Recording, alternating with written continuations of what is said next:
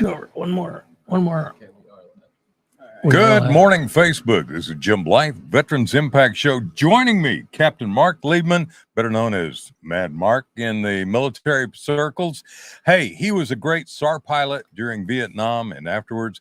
I'm so thrilled to have him. He's also a tremendous author, lecturer, and a darn good friend. So we're going to be live on the air in just about 30 seconds. Thank you for joining us. Check into YouTube, subscribe, be a part of what we're doing to bring this nation back together, continuing the mission. Charlie Mike, we're here for you, and thank you for being on board with us today. We'll be on in 10 seconds.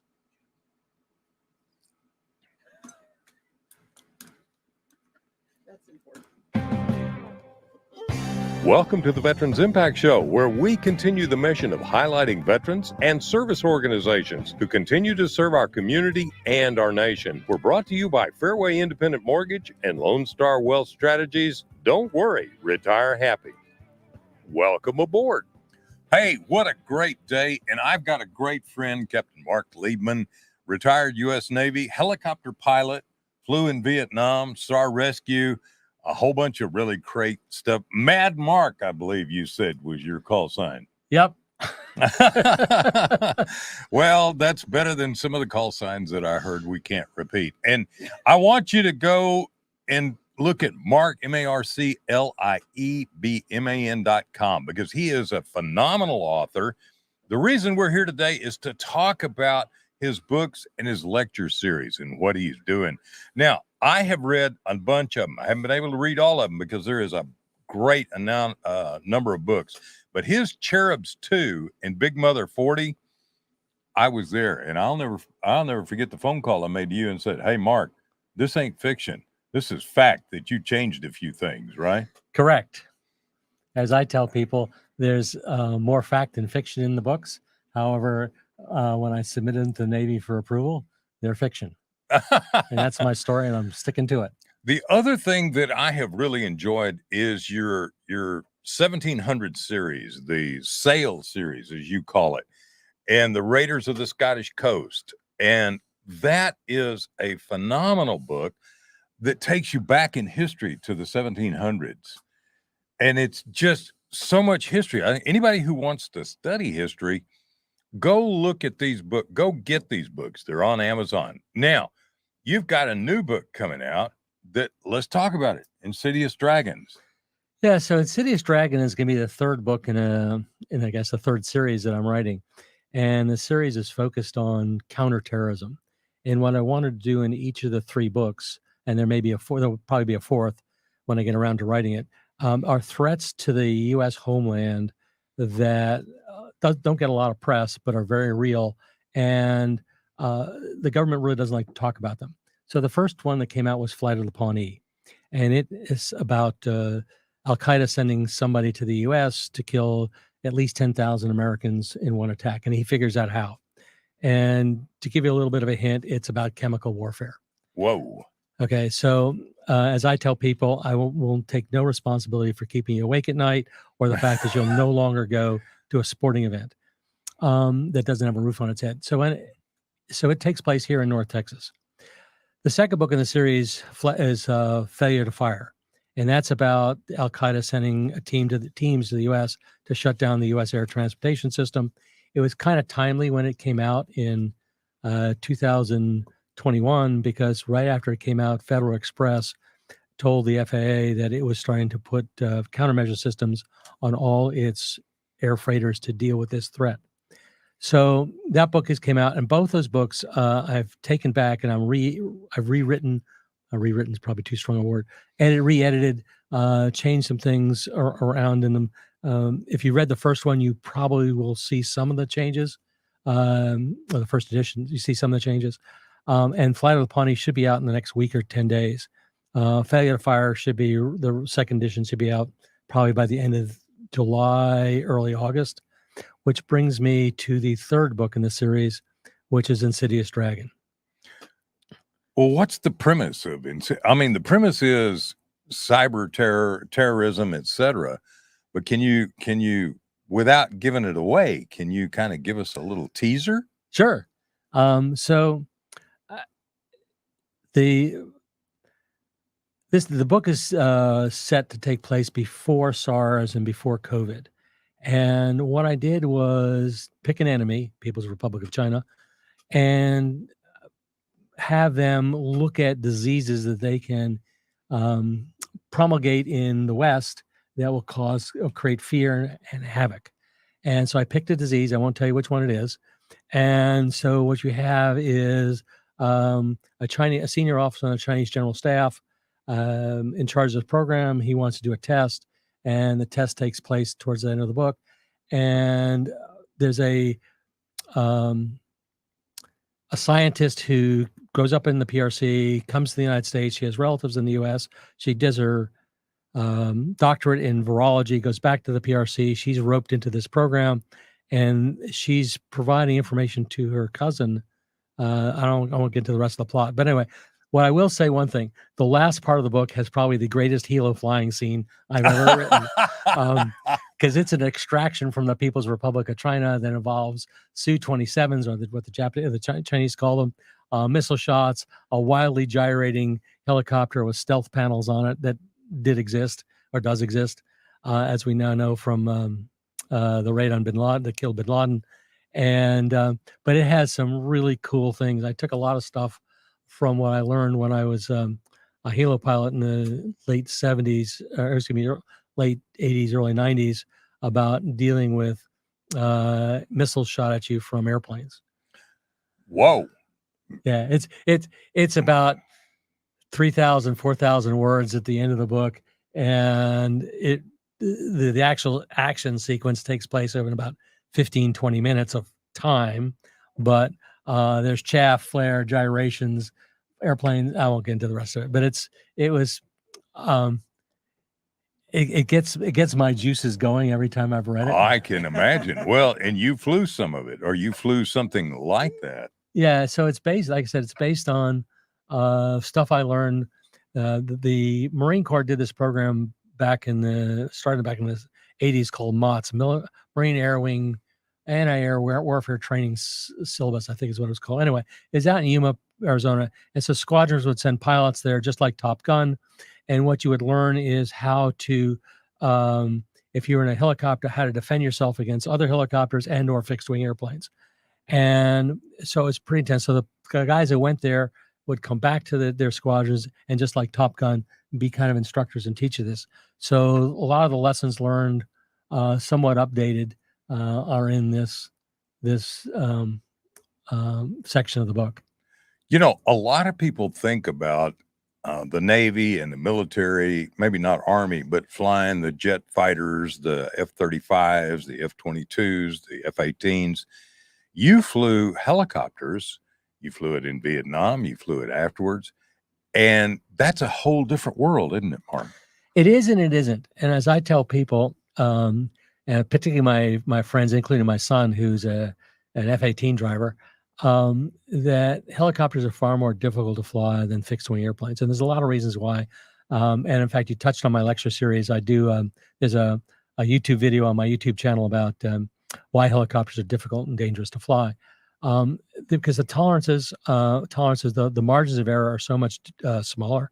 And while people says, oh yeah, if the engine's quit, you can just auto rotate down. No, well, yes, you can, but a helicopter comes out of the sky, depending on its weight and its type, somewhere between 4,000 and 6,000 feet per minute in an auto rotation. So if you're 1,000 feet and you're coming down at 4,000 feet per minute, you got a fourth of a minute to lower the collective to the bottom stop, get the nose down to the best outer rotation airspeed. Then think about beginning to flare somewhere around 150 to 200 feet, flare the airplane, but realizing that as soon as you start to raise the collective, you're starting to run out of energy, get the helicopter level about 30, 40 feet off the ground, and then ease it onto the ground. Now, it took me probably 30 seconds to 40 seconds to say that. And think about this, you've got about 12 to do it. And so this is one of the reasons why a lot of helicopters look like they've rolled in a ball when they've had to auto rotate. So that's problem one. So the other thing like I said, I kid all my fixed wing friends is the Navy, thankfully, starts all its pilots or naval aviators in the Marine Corps in fixed wing airplanes. And you get X number of hours. The syllabus has changed dramatically since when I went through, but you get X number of hours, then they split people off, many motor, multi-engine, tactical, and then rotary wing, as they call it. And so you've got a good basis of flying fixed wing airplanes when you start to transition to helicopters. But as I tell all my Naval Aviator, Marine Corps Aviator friends who've not flown helicopters, you're a partially qualified aviator, because I can fly fixed wing and I can fly helicopter. You're stuck in the fixed wing world. Oh yeah. And the other thing is that we operate close to the ground. And when I say close to the ground, I'm talking like 200 feet, 500 feet. We used to kid each other at 1,000 feet above the ground. We get nosebleeds, but it's rare. It's rare that I was at 3,000 feet above the ground. I mean, I know there were times that we were transit, we're flying at 3,000, but most of my time is literally below 1,000 feet. A lot of it was at 200 feet, hence the book Cherubs 2, which is, yes, you talk about angels being thousands of feet, cherubs being hundreds of feet. And we do it day and night, good weather and bad. And the other exciting thing about flying helicopters, particularly around ships, is you launch off a ship, and I'm going to pick the ASW world just as an example. So, and by the way, I tell people I did my penance in ASW for a couple of years. Anti-submarine warfare. Correct. Anti-submarine warfare. Okay. My bad. So we would be sent 100 miles in some direction off the ship, whether it's a destroyer or a carrier, and go dip, which is put a sonar dome in the water, go listen for a submarine. And when you find them, you could be out there for an hour or so. So now you've flown an hour and let's say an hour in one direction. You've been there for an hour. It's going to take you an hour to get back. Well, you never stay there just an hour. You typically fly back. So the ideal thing is to get back with about 40 minutes worth of gas, which means you're out there for about an hour and a half. Well, what happens if you get contact? Well, then you got to stay out there a little longer. So finding the ship when you come back, because we don't have radar. Okay, most of the helicopters when I was doing it, yes, the SH-60 had a radar, B had a radar. Yes, the H-3H had a radar. But before that, we didn't have it. So you had to find the ship. And there are ways we used to carry this thing called the Mark 6, at least I used to carry, plotting board, which was something from World War II, where you could plot the relative motion of where you went, where the ship theoretically was going, and then you could pick a heading to fly back. The problem is that most ship captains or navigators, particularly in those days, their locations were less than precise. And they would change direction. I'd say, okay, we got a threat out there. We're going to, instead of going east, we're going to go southeast. Well, hell, I'm out there 150 miles away. I've got an hour's worth of gas to go 150 miles, which means that somewhere around mile 50, I'm going to run out of gas. So finding the ship is a real entertaining process. And the other thing we would do all the time is operate what we call MCON. It's emissions control, which means the ship's not radiating radars. It does no navigational aids on. And you're not talking to them via the radio. You're essentially on your own. Go find the ship. So there's ways that the biggest thing to do is head where you thought the ship was being, look for the wake. But at 1,000 feet, you can't see very far. Mm-hmm. Okay. If you're at 25,000 feet, you can see 50, 70 miles. At 1,000 feet, you're lucky to see 12 miles. Well, Mark, I've flown in coastal areas many times. Matter of fact, we just flew to Washington, D.C. Not a coastal area, but let me tell you, the haze is so strong. Out at sea, do you run into that same sort of haze where you just can't see squat? Yes. Oh, boy. Okay, so here's the other exciting thing. Not only are the weather conditions typically not unpredictable, but changing. So there's a lot of humidity thanks to the water. So you get a lot of fog and haze and other stuff in the air. But the other thing is that flying at night, there's no ambient light except what's given off by the stars and or the moon. Now, if you have a full moon, we used to refer to those as commander's moons. I didn't realize what that meant until I became a commander and go, oh yeah, I can read the charts in the airplane. Because when in a half moon, I can't. Charts are by those paper things that we carry. So what you have is starlight and or moonlight. And if you have both, it's great. I mean, a well-lit night at sea with moonlight is spectacular. But in most of the cases, it's not full moon. It's there's clouds in the sky. So the best way I can describe what's like flying at night over the water, well out of sight of land, is to go into your master bedroom closet, close the door behind you, put a towel down the crack on the floor, wrap a towel around your head, turn out the light, and now you have a towel around your head so it's over your eyes, and tight so you can't see out of it. Then turn off the light, and now you have your idea of a well-lit night at sea without starlight. It's dark. I remember those because I was on the Oriskany and the Hancock, maybe my last tour on the Oriskany. And I want to add another thing because I was in maintenance administration and I was with an A4 outfit. Matter of fact, McCain was one of my pilots. Then I transitioned to helicopter rescue, HC1. And in HC1, we had the Hookie Took, which you flew with the UH-2C. One of the things about that was the clamshell doors on the front leaked. Yes. And if you guys got into any kind of rainstorm, which frequently happens at sea, and at night you can't see when you're flying into one of those things, and you got no radar, and all of a sudden the water comes through the clamshell doors, and you're out of instruments. Period. Correct. There was a simple fix. So the answer that happens to everybody at least once, flying through a rainstorm, and literally you lose everything. Your gyros. The only thing you have is your pitot-static instruments, and you're flying partial panel on instruments in a rainstorm in a helicopter that doesn't have a whole lot of legs in terms of how much gas you have. H2 has the C models had 2.5 hours light off to flame out. So the fix was really simple.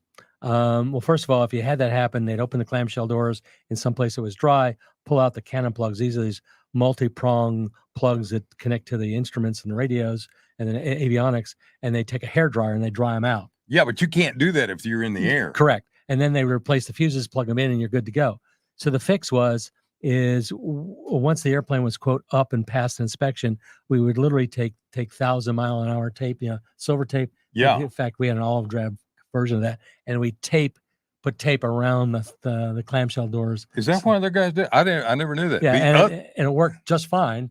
But the only problem is you had to peel the tape off to get the doors open. Get the doors up. And here's the other thing. Normally the tape was really good and it would peel the paint off. Yeah. So so the skin of the airplane was made of a magnesium aluminum alloy, which you add salt water to magnesium and it corrodes. You probably can almost watch it corrode.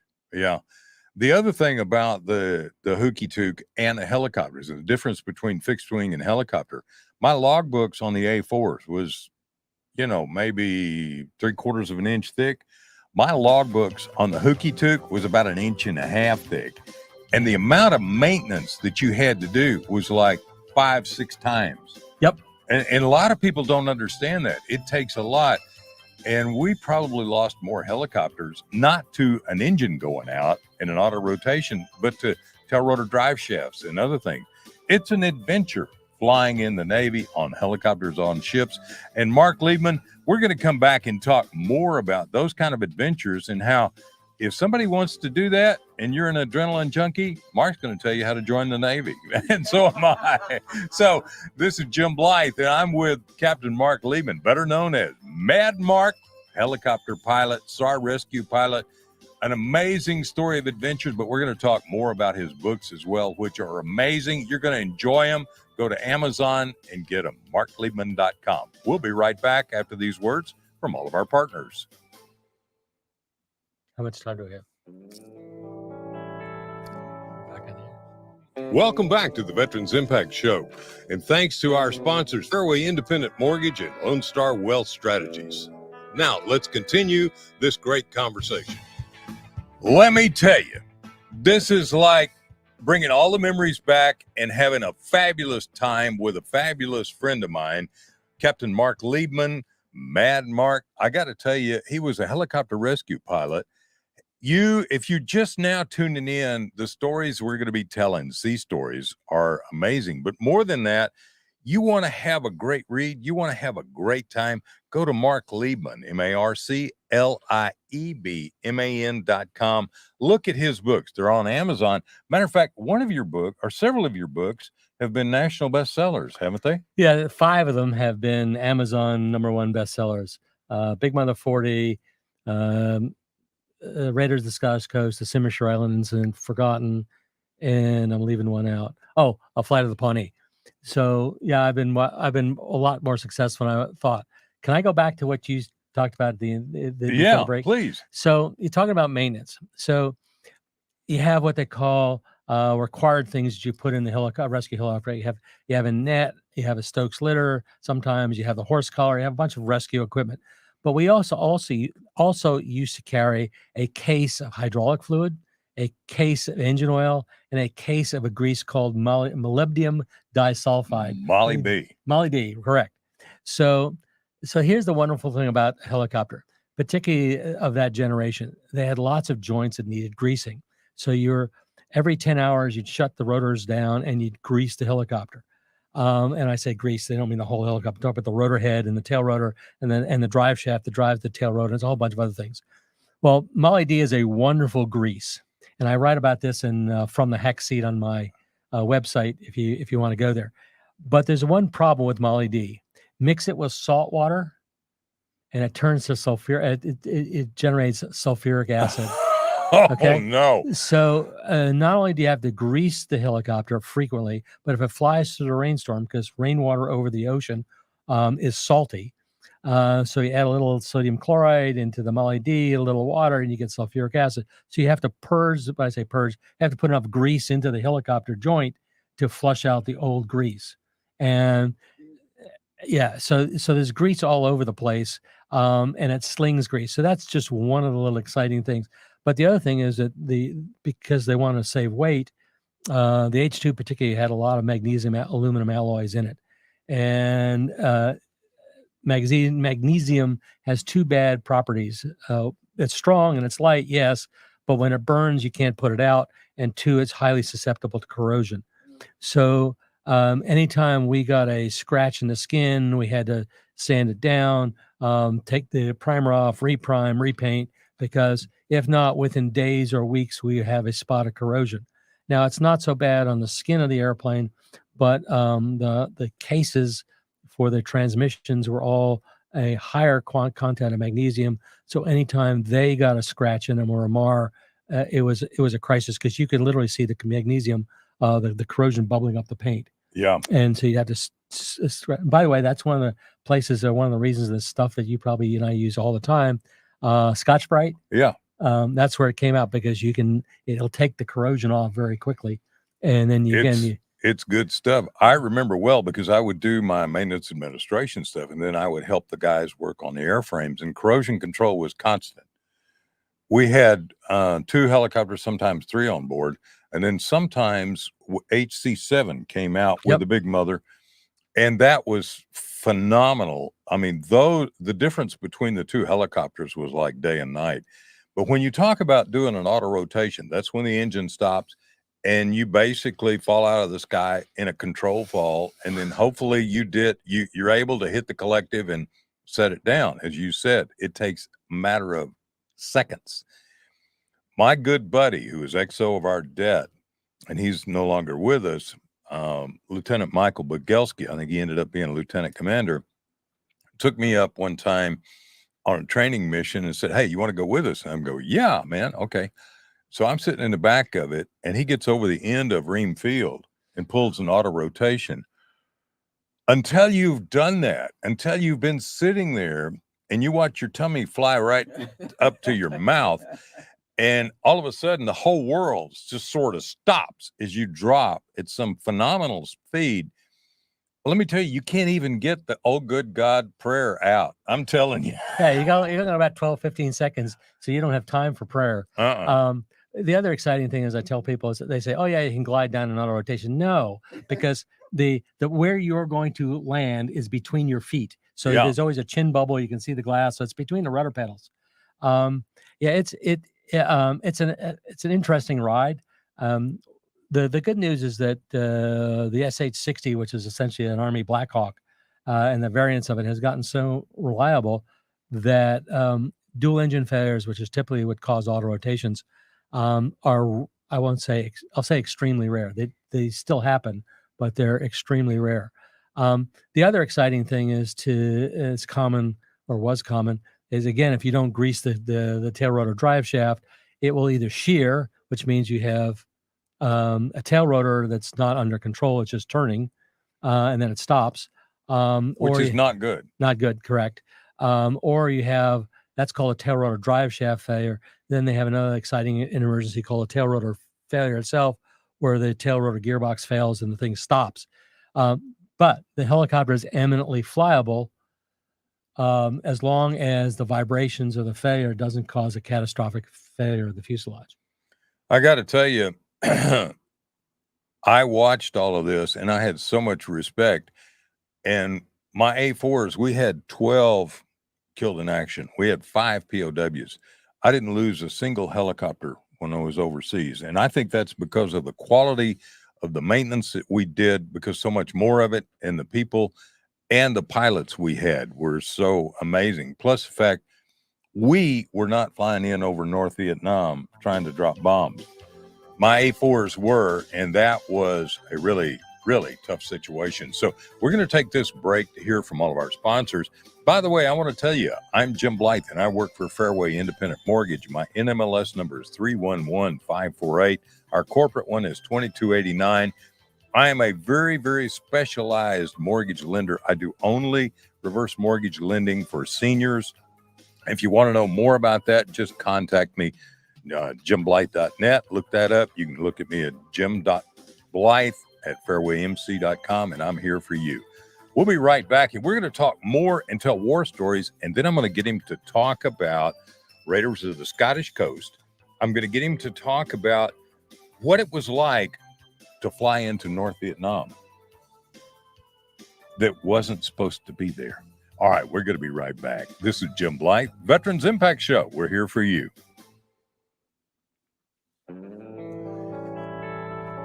Can we talk a little bit? Welcome back to the Veterans Impact Show. Yes. And thanks to our sponsors, Fairway Independent Mortgage and Lone Star Wealth Strategies. Now, let's continue this great conversation. Man, I'm having a ball with a fellow Vietnam pilot. Okay. You know, Mark, I got to tell you, you told me how old you are.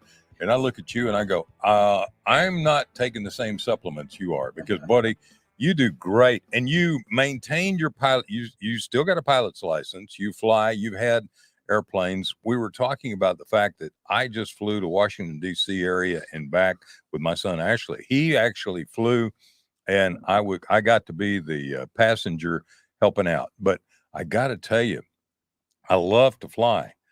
It is absolutely, once you get vaccinated with aviation fuel, you're screwed. I mean, you just absolutely love it so much. It's unreal. At least I do. It's addictive, just like snow skiing. Exactly. And at least I can fly, and my knees are not going to allow me to snow ski anymore. But let's go back.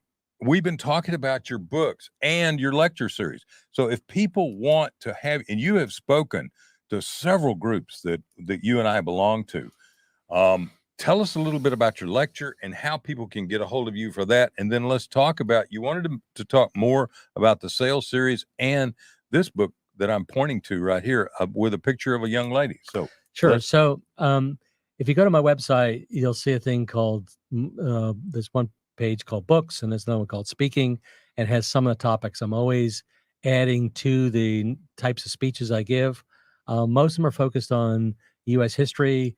Some are foreign affairs, and obviously aviation history.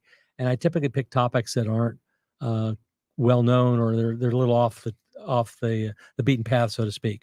So out of the Age of Sales series came my current blog, of which there's 217, I think now, on the period between 1775 and roughly 1816, the end of the War of 1812. So Jim was pointing to a picture that I used in a blog. It was about patents and one's sex. And the reason is that if you go back to the American Revolution, you can see the beginnings of what I call the emancipation of the American woman. And women were inventing things. And the reason for this is because when the men were off to war, the women were in charge of the store, the farm, the business, whatever. And so the problem is that U.S. law, which we took off in English law, is women couldn't own anything. So a patent is considered an asset. Mm-hmm. And so it's property. So the man owned her property, which is one of a lot of women didn't file patents. However, there were a couple early ones in the 1790s of all places, and it began to pick up steam in the early 1800s. So I wrote a blog on that because I thought it was fascinating to find out what they're writing patents about and getting, and they're all in the U.S. Patent Office today. And so that's one of the topics of the blog. But I also get into some other issues. And one of the things I learned in one of the speeches I'm about to give next week, as a matter of fact, is about the 10 issues that the U.S. faced in the 1790s that we still face today. And if you look at all the political issues that we're facing in 2023, every single one of them we dealt with in the 1790s. So the question now becomes is why are we still doing it? And that's just the nature of democracy. That's well beyond, that's a whole show unto itself. Yeah. But the point about this is that this country has gone through a period of growth and a period of change. And the context around the country's growth drove a lot of the things that caused a lot of these issues, these political issues. And so I don't want to give away the speech, but it's kind of interesting. If you want to hear this next one, it's at the Military Order World Wars Youth Leadership Conference at Texas A&M, and I'm giving what's called the 10 issues that still plague us today from the American Revolution. And it's, I think, early in the morning on July 18th, next Tuesday, or a week from this coming Tuesday.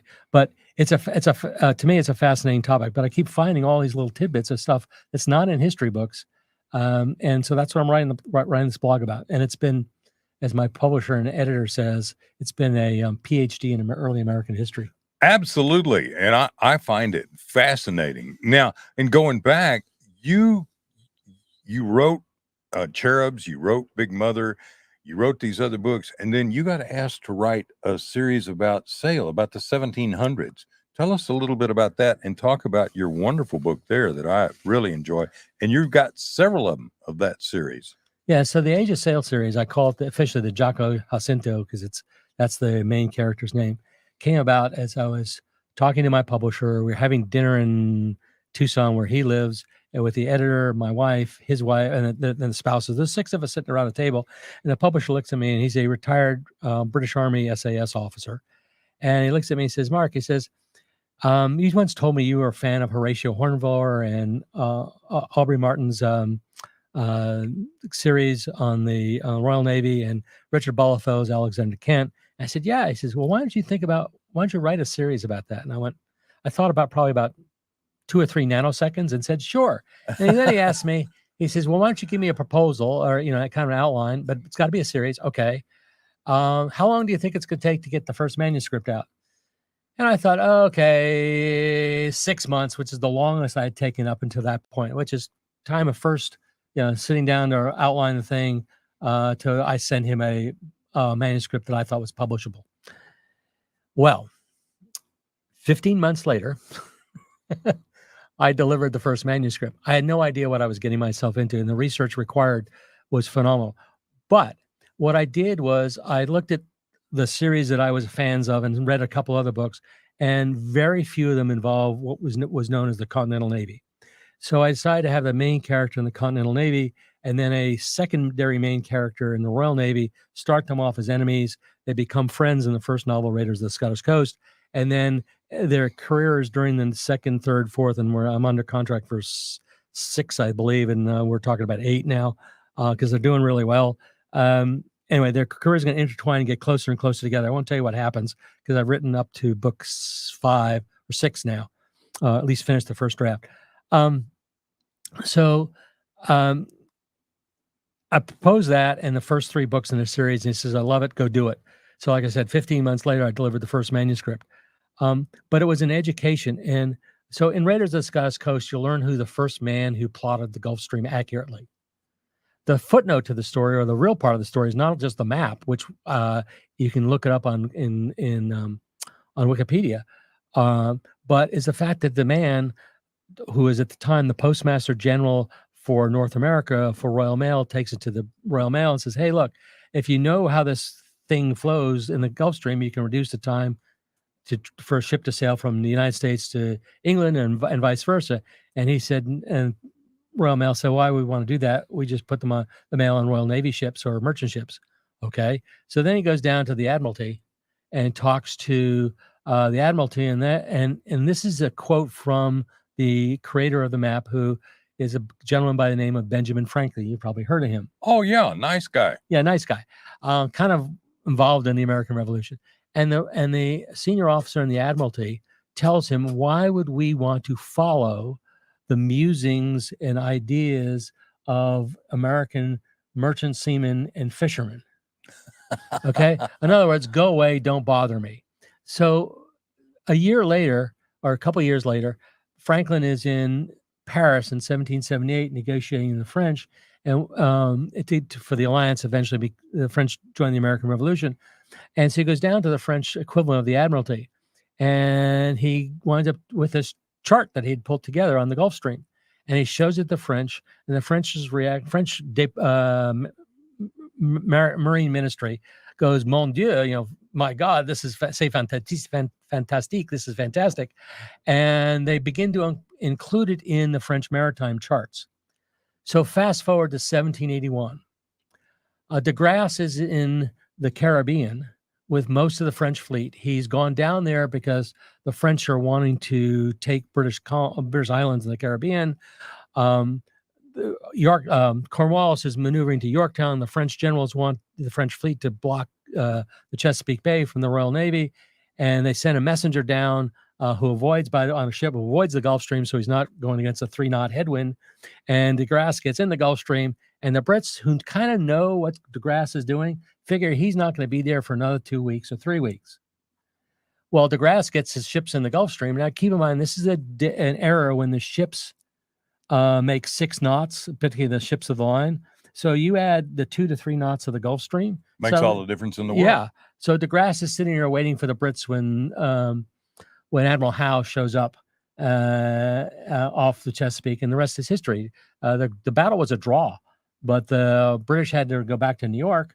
The reinforcements weren't delivered to Cornwallis. Cornwallis is now bottled up. He surrenders.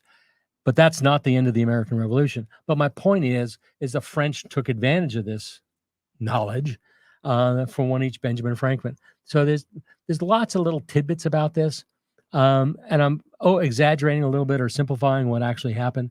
But so what came out of this, like I said, it was this blog, and I deal into all kinds of interesting issues.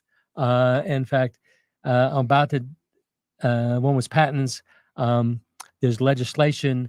There's how the U.S. government's patent office came about and the Federalists want to encourage inventions. A guy by the name of Robert Fulton, you probably heard of him in the steamship, and how that led to some of the first rulings in interstate commerce.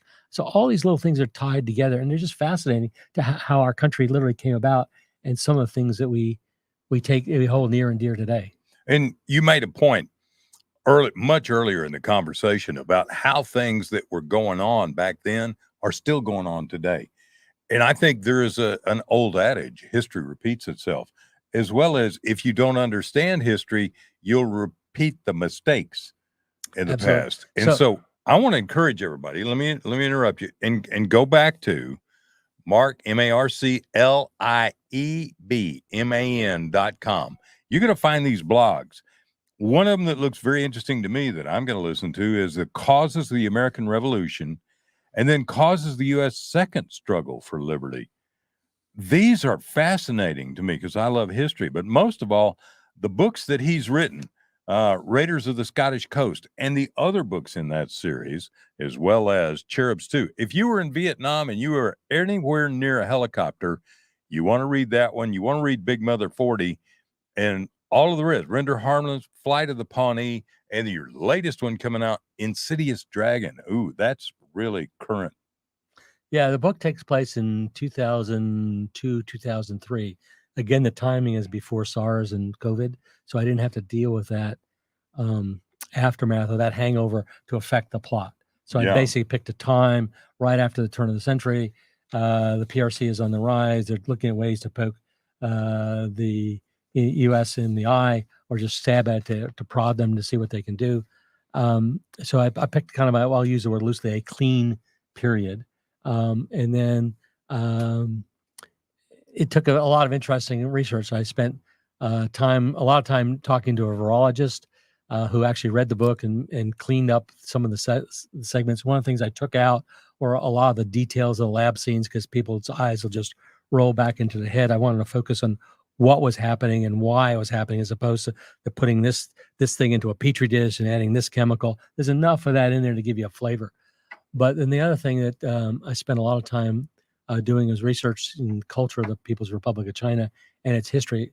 A lot of which I knew, or I should say, a lot of which I didn't know, some of which I did know, and that's all incorporated in how it drove some of the main characters' behavior. And yeah, one of the things you do, you're talking about your character development of your book. Every one of your books I've read, I began to relate to that character. I began to understand that character. You do a phenomenal job of character development. So let me let you go back. I interrupted you. I'm sorry. No, that's okay. So when we talk about character development, what I try to do is put the reader next to the character in a scene. Okay. So that means that the reader has to hear what the reader has to hear what the character sees or hears, what he sees, what he smells, what he tastes, and feel the emotions. So there are some scenes that are just kind of bland where I'm presenting context and events, but there are other scenes where if I don't feel the emotion as the writer, there's no way in hell that you as a reader are going to feel it. So that's part of it. And then the other thing is I try to make the backstories of a character interesting. So again, I'm going to go to the Age of Sail series. I picked South Carolina because I could do some things with it that in terms of immigration, how the family got there, that I couldn't do, that would have been more difficult to do if the person was in Philadelphia or New York or someplace like that. So you pick these kinds of things. This is part of the research. For those who don't know, I spend probably 40% of the time writing the first manuscript, maybe more, doing research. There are some days I'll spend a morning or an afternoon researching a simple topic. I tell to people all the time, and Render Harmless is a scene in a restaurant in a hotel in East Germany. And I had been to that hotel, that restaurant as a kid with my parents. The hotel was run by the Stasi, the East German secret police, and had since been demolished. I spent almost a whole morning researching, looking for pictures of that hotel so I could write a scene about that, and also the history of the hotel and stuff like that. So all that 4 to 6 hours worth of research is probably about 30 words in the manuscript. Whoa. Hey, let me bring up something else. Big Mother 40.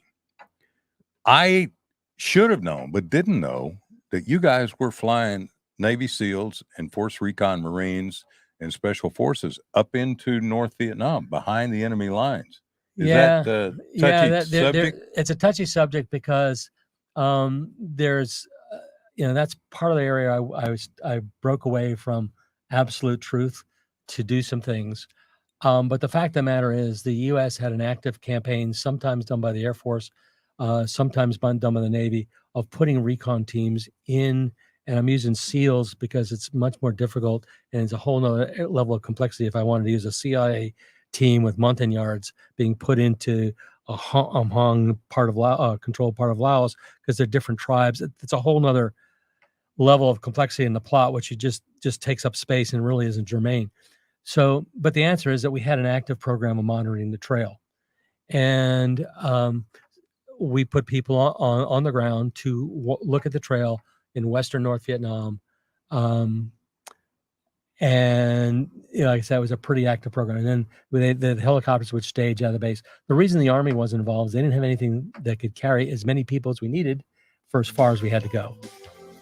Let me tell you, I had a really close friend in college after I got out of the Navy, and he was one of the first Navy SEALs. And he told me about some of this stuff, and I was like, really?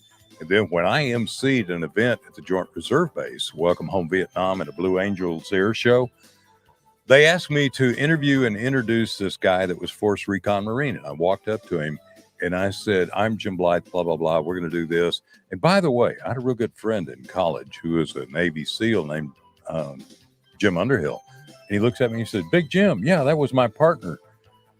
All of a sudden, it came back. Bob is in Dallas living in Dallas today, and he was there with Jim. And I really didn't know how much was up there. So let's come back in just a second after these words from all of our partners. This is Jim Blythe, Veterans Impact Show. We're here for you. We have about, what, 6 minutes, 7 minutes? Welcome back to the Veterans Impact Show.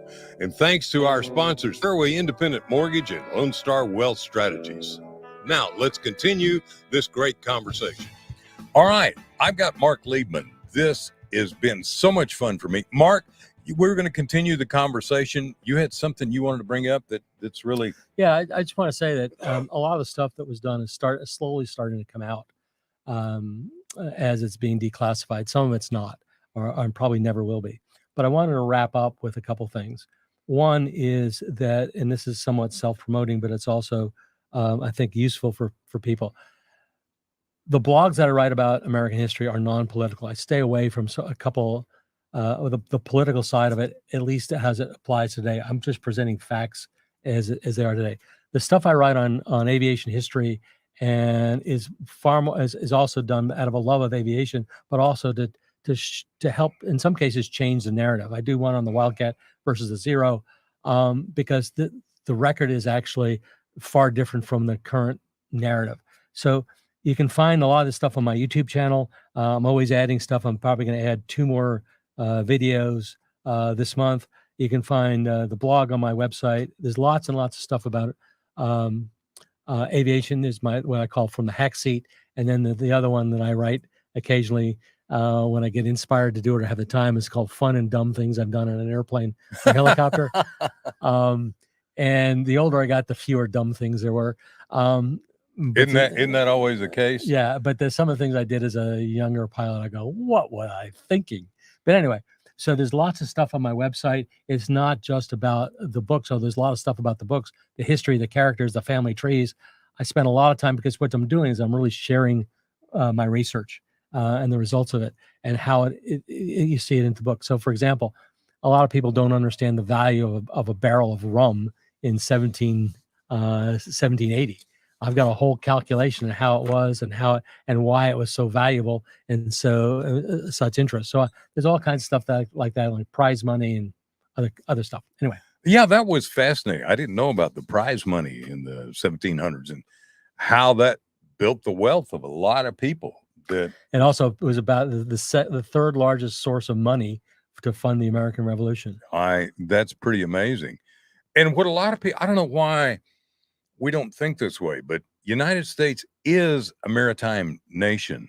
Correct. We basically are surrounded on all sides by the ocean, Gulf of Mexico, then, from California on up and then up and down the East Coast. And then the Great Lakes are now maritime. Yeah. So one of the next videos I'm going to post on my YouTube channel is called Naval Lessons from the American Revolution.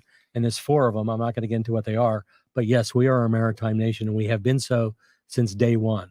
And I also tell my Air Force friends and my Army friends, if it wasn't for the Royal and Canadian and U.S. Navies winning the battles of the Atlantic in World War I and World War II, victory in Europe would have been impossible, to say nothing of victory in the Absolutely. Pacific. And then also any scenario that we dealt with in the Cold War and the war in Europe with the NATO required the U.S., Canadian, or the Allied navies, let's leave it at that, winning the Battle of the Atlantic. And now today, as we face a growing threat from the PRC, it's not the Battle of the Atlantic that we have to win, it's the Battle of the Pacific. And again, what does it require? It requires a strong, capable Navy. Yeah, and I tell you what, nobody likes a bully, but you want to have the sheepdog who is your protector to be a whole lot bigger than the bully and a whole lot tougher than the bully. It's not the size of the dog, it's the size of the fight in the dog. That's it. And I got to tell you, please go to markliebman.com, go to Amazon and look up his books. If you want to have something really great to read, these are great. If you were in Vietnam, as I was, especially in the Navy, you were on aircraft carriers, Cherubs 2, Big Mother 40, amazing books. They'll take you right back and you can feel like, man, I just landed on the flight deck. I can smell it. I can hear it again. And if you flew helicopters, you darn sure want to read it. And if you love history, the Raiders of the Scottish Coast series. Yes, Mark. And for all the Vietnam vets who are listening, I have 2 words for you. Welcome home. Absolutely. And God bless you for all you did. You know, Mark, this has been so much fun. And as I'm sitting here, I'm thinking about, I think we need to have more programs that we get to talk about these things that you co-host with me and that we do, because this is important for people to know, but it's also fun. So let me close with a prayer. And then I have a question that I want to pose real quick. So first of all, Lord God of the universe, we thank you for your hedge of protection, for your rampart around our active duty military throughout the world, on earth and in sky and at sea. Thank you for protecting them. And thank you for protecting our first responders who run into the fire instead of away from it. Thank you, Lord God. And thank you for revival in this nation, to bring this nation back together. One nation under God, indivisible, with liberty and justice for all. Amen. And thank you. Mark, if you had one word to say real quick to a young man or woman about the adventure and the great life start about the military, especially the Navy, what would you say? Priceless. Yeah, I got to tell you, man. Seriously, you'll whatever rate or rank you achieve, and even if you do not make it a career, the education you'll get, the experience you'll get, and what you'll be able to do as a young man is priceless. Because as a caveat, my oldest grandson on August 15th goes to boot camp as a prospective SEAL. But the leadership opportunities that a young 18-year-old will have by the time he's 22, the end of his first enlistment, you know as well as I do. You can't duplicate anywhere else. And you'll get more responsibility faster and in more challenging environments than any place in the business world. The greatest adventure of the world. And you have a place in the business world, because I have companies calling me all the time saying, we want to hire veterans. We want to hire veterans.